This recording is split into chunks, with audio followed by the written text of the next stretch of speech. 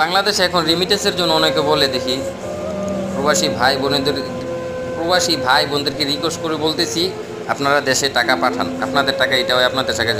দেখেন আমরা যাই না শুই না কিন্তু হাসরের ময়দান আল্লাহর কাছে জবাব দিতে পারবেন আপনাকে টাকা দিলে, কারণ আপনারা এই টাকা নিয়ে ভালো কাজে লাগান না।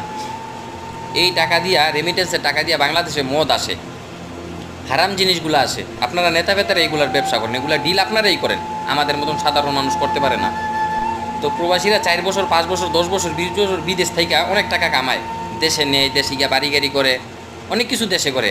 আর আপনারা নেতা বেতারা কী করেন, 5 বছর নেতা মন্ত্রী হন, 5 বছর এমপি হন, 5 বছর মেম্বার চেয়ারম্যান একটা হই, আপনারা কী করেন, সিঙ্গাপুর বাড়ি করেন, মালয়েশিয়া বাড়ি করেন। তো দেশের শত্রু কারা? এটা সরকারের চোখে পড়ে না, এটা বাংলাদেশের প্রশাসনের চোখে পড়ে না, কারণ ওর চোখে কুত্তায় প্রসাব করছে, বুঝছেন?